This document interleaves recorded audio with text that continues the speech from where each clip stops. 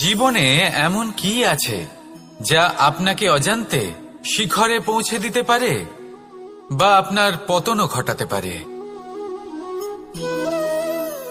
সঙ্গতি।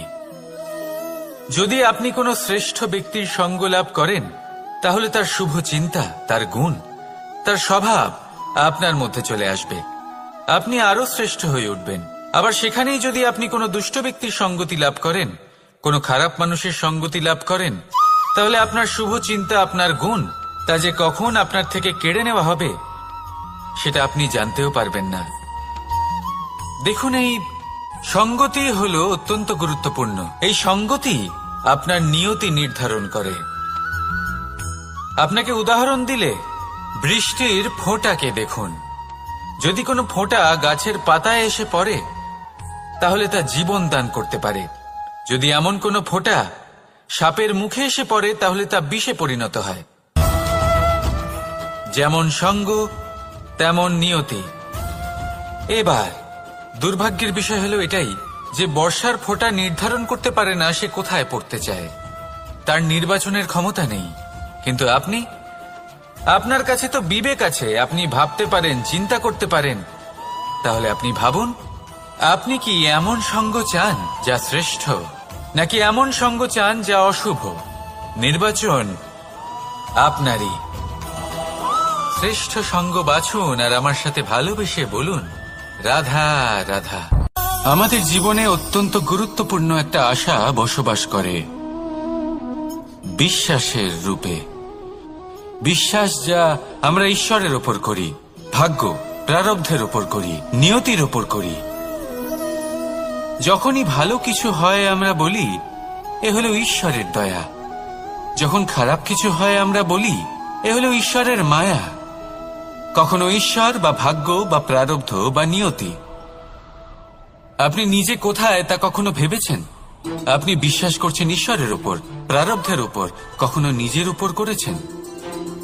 আমি আপনাকে একটা সহজ কথা বলি, যদি আপনি ঈশ্বরের উপর বিশ্বাস রাখেন, শুধুই ঈশ্বরের উপর বিশ্বাস, তাহলে আপনি সেটাই পাবেন যেটা আপনার ভাগ্যে লেখা রয়েছে।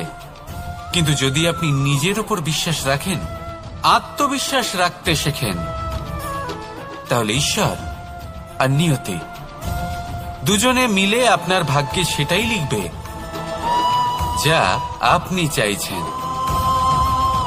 তাই মনে রাখবেন, সাফল্যের পথ হলো এই বিশ্বাস। নিজের আত্মবিশ্বাসকে ধরে রাখতে শিখুন। দেখবেন আত্মা প্রসন্নতায় ভরে উঠবে। তাহলে আসুন এই প্রসন্ন ভাব নিয়েই বলুন, রাধা রাধা।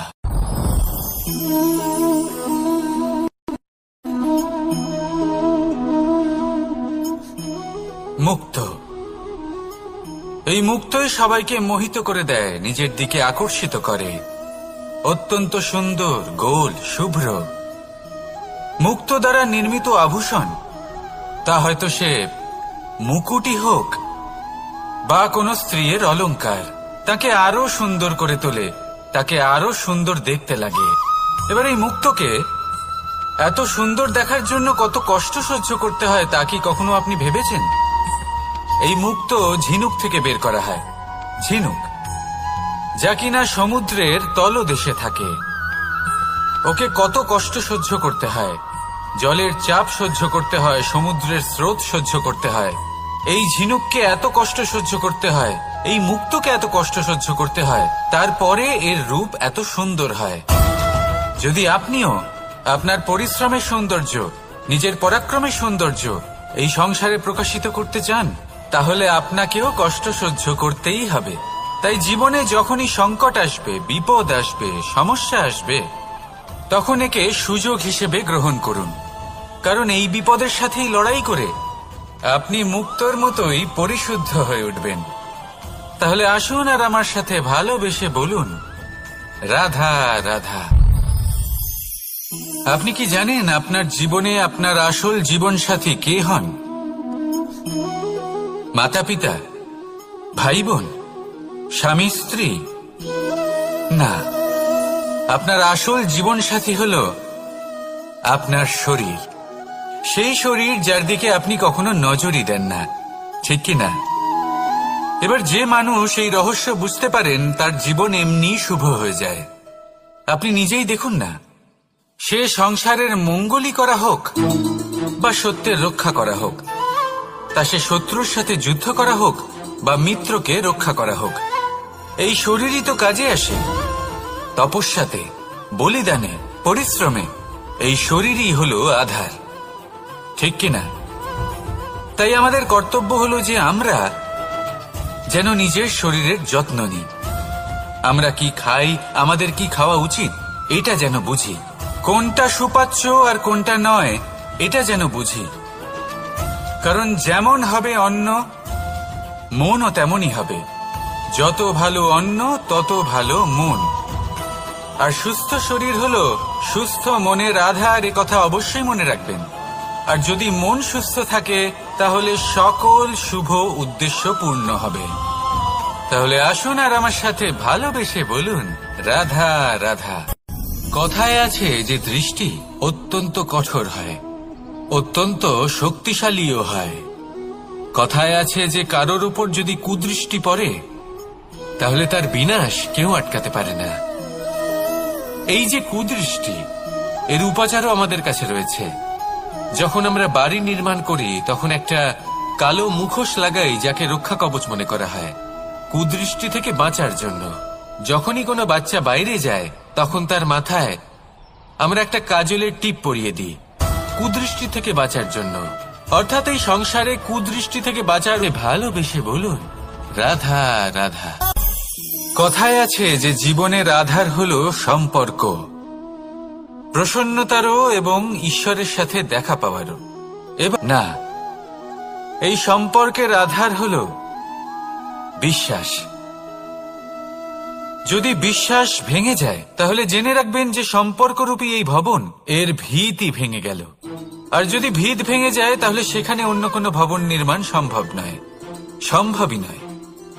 এই সমস্ত সম্পর্কের বিশ্ব বিশ্বাসে বসবাস করে। এই বিশ্বাস হলো অত্যন্ত গুরুত্বপূর্ণ। এই বিশ্বাসের জোরেই আমি আর রাধা কোনো সাংসারিক বন্ধনে আবদ্ধ না হয়েও এক অত্যন্ত দৈব অলৌকিক বন্ধনে আবদ্ধ। এই হলো বিশ্বাস, যার দ্বারা 11 অক্ষৌহিনী সেনার সামনে অর্জুন দাঁড়িয়েছিল এবং জয়ী হয়েছিল। এই বিশ্বাস হলো অত্যন্ত গুরুত্বপূর্ণ। তাই বিশ্বাস করতে শিখুন, বিশ্বাস দিতে শিখুন, বিশ্বাস পালন করতে শিখুন। আর আমার সাথে ভালোবেসে বলুন, রাধা রাধা। এই সংসার অত্যন্ত বিচিত্র এক স্থান। এ সত্য খুঁজতে থাকে, আর সত্য খুঁজে পেলেই তা প্রমাণ করতে চায়। সে চায় তার প্রমাণ পেতে, সাক্ষী পেতে চায়। সেক্ষেত্রে আমাকে বলুন যে সত্য কি করতে পারে। সেই ব্যক্তি যে সত্যকে ধরে আছে সে কি করবে? কিছুই নয়, কিছু করার প্রয়োজনই নেই, শুধু তাতে টিকে থাকতে হবে। সেই হিমালয়ের মতো যা আজ পর্যন্ত টিকে রয়েছে। যদি আপনি সত্যবাদী হন তাহলে আপনার কিচ্ছু প্রমাণ করার কোনো প্রয়োজন নেই। যদি প্রয়োজন থাকে তাহলে সত্যের সাথে টিকে থাকার। এই সময় নিজে সাক্ষী হবে, নিজে প্রমাণ দেবে। এই নিয়তি স্বয়ং প্রমাণিত করবে যে আপনি সত্যবাদী ছিলেন, আপনি সত্যের পথে ছিলেন। তাহলে আসুন আর আমার সাথে ভালোবেসে বলুন, রাধা রাধা। ঈশ্বর আমাদের হাত প্রদান করেছেন। হাত যা জড়ো করা হয় প্রণাম করার জন্য, ঊর্ধ্বগামী হয় প্রার্থনার জন্য। এই হাত যার দ্বারা আমরা খাবার খাই, ফসল উৎপাদন করি। কিন্তু এই হাতের দ্বারা সবথেকে শ্রেষ্ঠ কাজ কি হতে পারে? সেবা। আগে হ্যাঁ, সেই হাত যা সামনে এগিয়ে আসে সেবা করার জন্য, যে সেবা করে তাদের যারা দুঃখে থাকেন, নিরাশ হয়ে থাকেন, যারা সেবা করেন তাদের যারা কিনা দরিদ্র। সেই হাত হলো সব থেকে অধিক মহান। ঈশ্বরকে দীনবন্ধু বলা হয়ে থাকে, কারণ যারা দুঃখী হন, নিরাশ হন, দরিদ্র হন, ঈশ্বর তাদের সাহায্য করেন, তাদের সহায়ক হন, তাদের মধ্যে ঈশ্বর বাস করেন। তাই আপনারা যদি এটাই করেন যারা দুঃখে আছেন, নিরাশ হয়ে আছেন, যাদের সাহায্যের প্রয়োজন রয়েছে, যদি আপনি তাদের সাহায্য করেন, তাহলে আপনি এমন এক চৈতন্য লাভ করবেন যে আপনি তৃপ্ত হয়ে উঠবেন। তাহলে সবার সেবা করুন আর আমার সাথে ভালোবেসে বলুন, রাধা রাধা। ভয়। জীবনে আমরা কোন কোন বিষয়ে ভয় পাই? কোনো মানুষকে হারানোর ভয়, কোনো মানুষ, কোনো সম্পর্ককে হারানোর ভয়, অর্থহানির ভয়, সময়হানির ভয়। এবার বিষয়টা হলো, এই ভয় কখনো আমাদের কোনো লাভ করে না।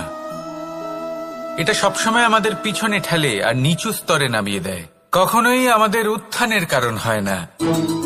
তাই জীবনে যদি কোনো ভয়ের কারণ থাকতেই হয়, তা শুধুই এটা যে মানুষের কথা ভাবতে ভাবতে, সম্পর্কগুলিকে হারানোর ভয়, মানুষকে হারানোর ভয়, সবার মন রাখতে রাখতে আপনি যেন নিজেকে, নিজের ভাবনা চিন্তাকে না হারিয়ে ফেলেন। যদি এরকম হয়, যদি সকলের মন রাখতে রাখতে আপনি নিজেই নিজেকে হারিয়ে ফেলেন, নিজের ভাবনা, নিজের লক্ষ্য, নিজের মন্তব্যকে হারিয়ে ফেলেন, তাহলে সংসারে যতই যাই হয়ে যাক না কেন, প্রসন্নতা লাভ করবেন না। তাই রক্ষা তাকেই করুন যে আপনাকে রক্ষা করে, আপনার মানসিকতা, আপনার ব্যক্তিত্ব, আপনার লক্ষ্যকে রক্ষা করে। আর যদি কোনো বিষয় ভীত হতে হয়, তবে আপনি যেন নিজের উদ্দেশ্যের থেকে দূরে না চলে যান। তাহলে আসুন আর আমার সাথে ভালোবেসে বলুন, রাধা রাধা। সময় একটু একটু করে কেটে যায়, একটু একটু করে নিকটে আসে। খুব অদ্ভুত ব্যাপার। এই সময় প্রতিকূল হলেও একটু একটু করে কেটে যায়। এই সময় যদি ভালো হয়, তাহলে একটু একটু করে নিকটে আসে। অনুচিত তখনই হয় যখন আমরা নিজেদের অসফলতার জন্য সময়কে দোষ দিই, কিন্তু আসলে তেমনটা হয় না। আপনার পরিশ্রম আর প্রয়াস দ্বারাই আপনি সাফল্য লাভ করবেন, সময়ের দ্বারা নয়। যদি এই সাফল্য একটা সুন্দর ভবন হয়, তাহলে সময় হলো তার দেওয়ালের রং, যা সময়ের সাথে বদলাবে, সময়ের সাথে ফিকেও হয়ে যাবে। কিন্তু সাফল্যের এই ভবন আপনাকেই নির্মাণ করতে হবে, আপনার পরিশ্রমের ইট দ্বারা এবং প্রয়াসের চুনসুরকি দ্বারা। তাই পরিশ্রম আর প্রয়াস করতে থাকুন, সাফল্য আপনি অবশ্যই পাবেন। সময় যদি আজ ভালো না হয়, তাহলে কাল অবশ্যই হবে। প্রয়াস করতে থাকুন আর আমার সাথে ভালোবেসে বলুন, রাধা রাধা। এ হলো গোলাপ ফুল। একে আমরা সকলেই চিনি। সমগ্র সংসার ভালোবাসে এই পুষ্পকে। এই ফুল দেখতেও সুন্দর। সবথেকে বেশি গুরুত্বপূর্ণ কথা হলো এর সুগন্ধ, যা দূর দূরান্ত থেকে ব্যক্তিদেরকে আকৃষ্ট করে। এই সুন্দর পুষ্প একটু মন দিয়ে দেখলেই দেখা যায় এর নিচে কাঁটা রয়েছে।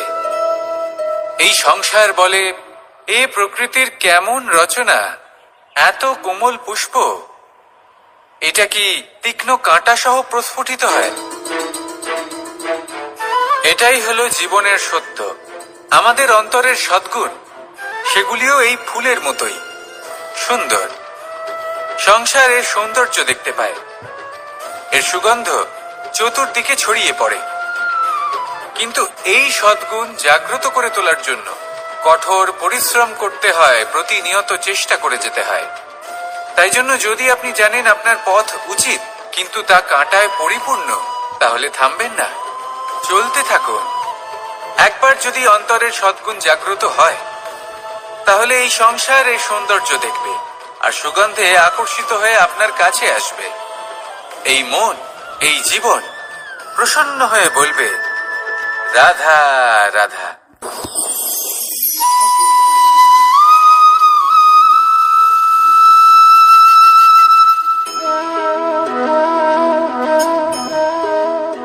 মোহনের বাঁশির এই সুর, এই সঙ্গীত কার না পছন্দ হয়? সবারই খুব ভালো লাগে।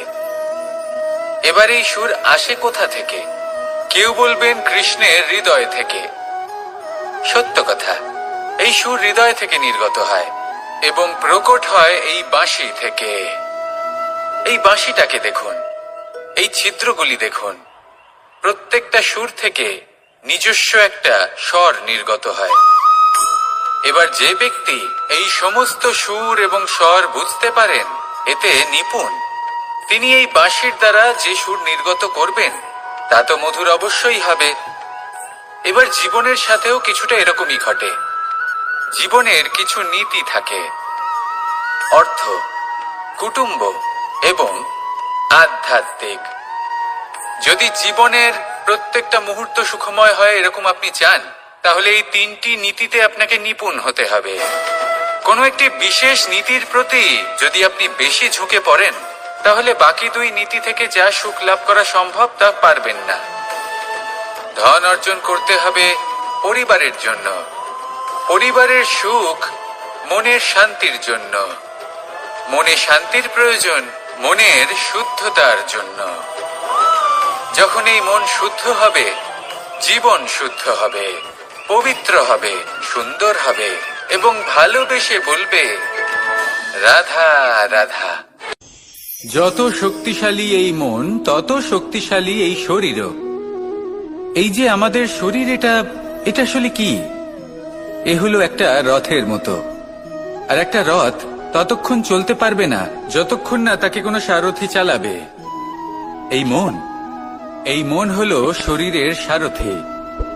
এবার ভাবুন, যদি এই সারথি শক্তিহীন হয়, দুর্বল হয়, তাহলে এই রথের কি হবে? এটা উচিত পথে চলতে পারবে না, উচিত গতিতে চলতে পারবে না, মন মতো স্থানে এটা পৌঁছতেও পারবে না। সেই জন্য মনের শক্তি অত্যন্ত প্রয়োজনীয়। এবার মনের শক্তি আমরা কোথা থেকে লাভ করি? দৃঢ়তার শক্তি থেকে। এবার এই শক্তি আমরা কিভাবে বাড়াতে পারি? আমরা প্রতিদিন কিছু নতুন স্থির করি, কিছু ছোট কিছু বড়। আর যেই আমরা নতুন কিছু পূর্ণ করি, আমাদের মনের শক্তি বেড়ে যায়। আর যদি পূর্ণ না করতে পারি, মনের শক্তি কমে যায়। একটা দেওয়ালের মতো ছোট ছোট ছোট ছোট শিলা আমরা একটার পর একটা স্থাপন করে একটা দেওয়াল তৈরি করি। এতগুলো পাথর যখন একত্রিত হয়ে যায়, তখন এমন এক দেওয়াল তৈরি হয় যাকে ভাঙা প্রায় অসম্ভব হয়ে দাঁড়ায়। সেরকমই হয় মন এবং দৃঢ়তা। ছোট ছোট কাজ করে নিজের লক্ষ্য পূর্ণ করুন। এই লক্ষ্য যদি পূর্ণ হয়, তবে মনের শক্তি বাড়বে। কিছুটা এইভাবে যে যত বড়ই বিপদ আসুক না কেন, সেই বিপদ নিজে হার মেনে নেবে, কিন্তু আপনার মন ততটাই শক্তিশালী থাকবে। তাই মনের শক্তি বাড়াতে থাকুন, যাতে আপনি উচিত পথে চলতে পারেন, উচিত গতিতে চলেন আর মনোবাঞ্ছিত স্থানে পৌঁছতে পারেন। তবেই এই মন প্রসন্ন হয়ে বলবে রাধা রাধা। ওমা, এ কি? আমি কখন থেকে এখানে অপেক্ষা করছি, হাত পেতে দাঁড়িয়ে রয়েছি যাতে একটা ফল আমার হাতে এসে পড়ে এবং সেটা আমি খেতে পারি। কখন থেকে অপেক্ষা করছি, কিন্তু সেটা হচ্ছেই না। এবার আপনি বলবেন যে এসব কি বলছি, এ কি অদ্ভুত কথা বলছি। যদি ফল খেতে হয় তাহলে আমাকে বৃক্ষে চড়তে হবে, ফলের কাছে পৌঁছতে হবে, তবেই তো ফল পাবো। এবারে এটা অত্যন্ত সহজ ব্যাপার, কিন্তু এই বিষয়টা আপনি নিজের জীবনের প্রসঙ্গে ভেবে দেখুন। লক্ষ্য কোথায় আছে আপনি জানেন, সেই লক্ষ্যে পৌঁছানোর পথ কি সেটাও আপনি জানেন, সেই পথে চলার ক্ষমতাও আপনার রয়েছে, কিন্তু তাও আপনি নিজের লক্ষ্য লাভ করতে পারছেন না। কেন? কারণ আপনি অপেক্ষা করছেন যে লক্ষ্য আপনার সামনে চলে আসবে, কিন্তু তা হয় না। লক্ষ্য সে যাই হোক না কেন, ধন হোক, প্রেম হোক, কোনো সম্মান হোক বা মোক্ষ হোক, যদি আপনি তার দিকে অগ্রসর না হন, তাহলে ফল প্রাপ্তি অসম্ভব ব্যাপার, তা কোনোদিনই হবে না। সেই জন্য আপনার চোখের সামনে আপনি যদি নিজের লক্ষ্যকে দেখতে পান, তাহলে উঠুন এবং সেই দিকে অগ্রসর হতে শুরু করুন।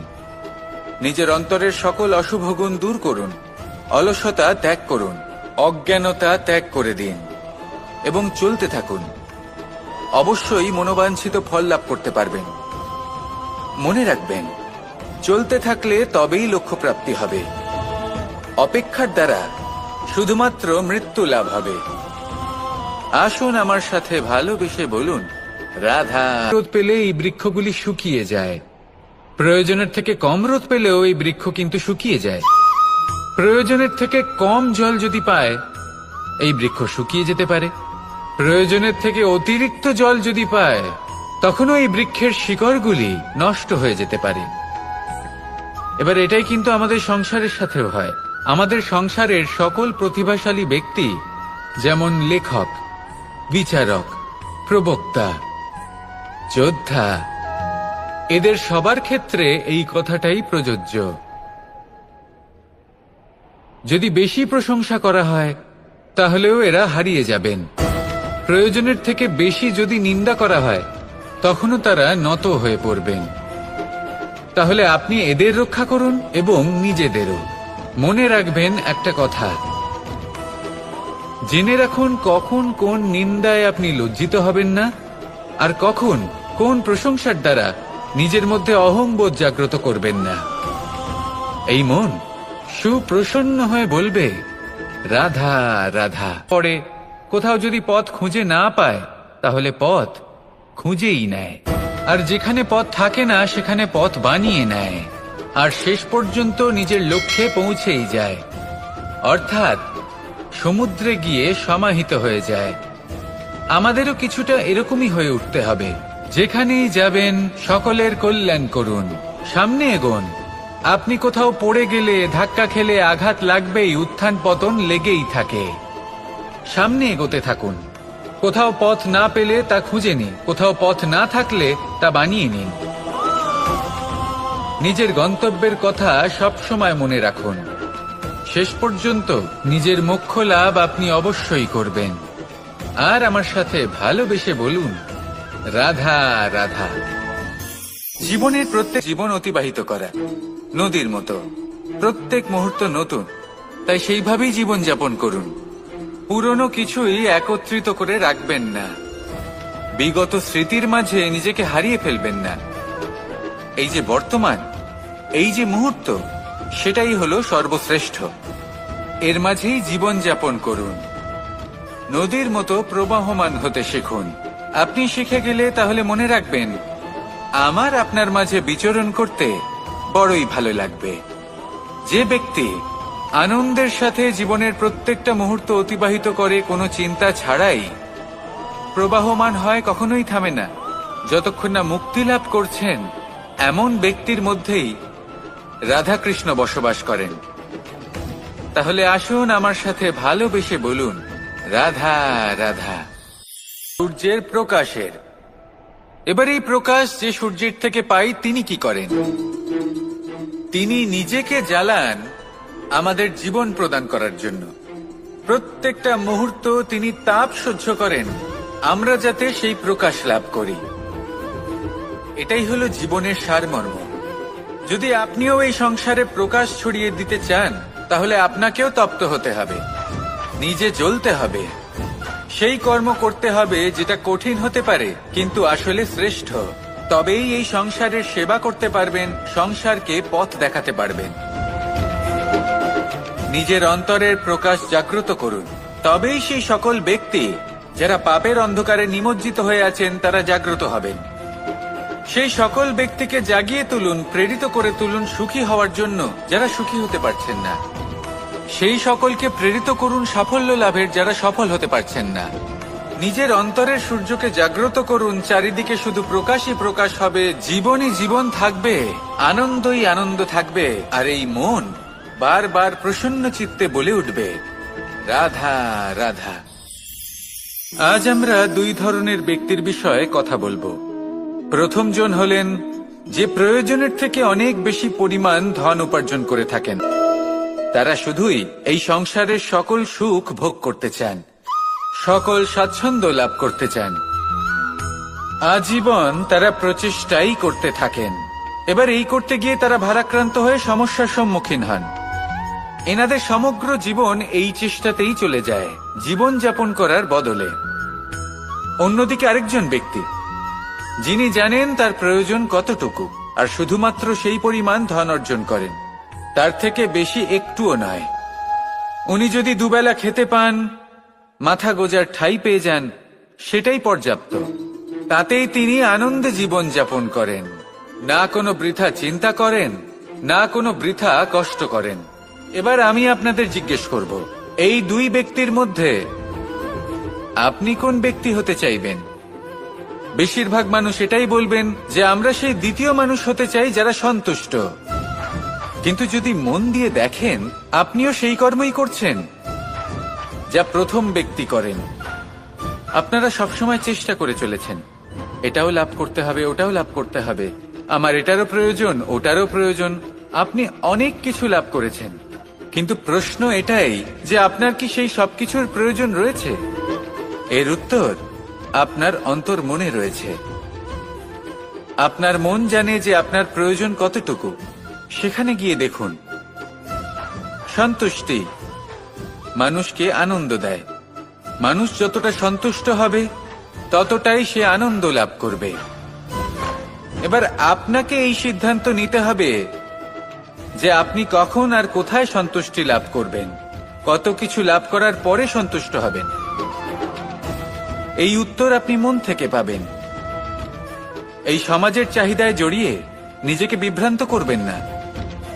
নিজের অন্তরের এই মিথ্যে অহংবোধকে প্রশ্রয় দিতে গিয়ে যদি আপনি এরকম প্রয়াস করতে থাকেন, তাহলে জীবনযাপন কখন করবেন? থেমে যান, শান্ত হয়ে যান, নিজের অন্তর্মনে নিমজ্জিত হয়ে দেখুন যে সন্তুষ্টি কোথায়। এই সন্তুষ্টি লাভ করুন। এই মন প্রসন্ন হয়ে বলবে, রাধা রাধা। ক্ষমা একটা অত্যন্ত সুন্দর শব্দ, আমার খুব প্রিয় শব্দ, কিন্তু এই ক্ষমা কখন আর কিভাবে প্রয়োগ করতে হবে সেটা বোঝা প্রয়োজনীয়। এক, যদি আপনি কোনো অন্যায় করেন আর ক্ষমা না চান, ক্ষমা প্রার্থনা না করেন, ক্ষমা চাওয়া থেকে এড়িয়ে যান, তাহলে তাতে আপনারই ক্ষতি হবে। কিভাবে? ক্ষমা না চাইলে মনের মধ্যে অহংকার জাগ্রত হয়, আর অহংকার তো প্রকৃত অর্থে আমাদের ক্ষতিই করে। দুই, কেউ যদি অপরাধ করেন, আপনার থেকে ক্ষমা না চান, তাহলে তাকে ক্ষমা করবেন না।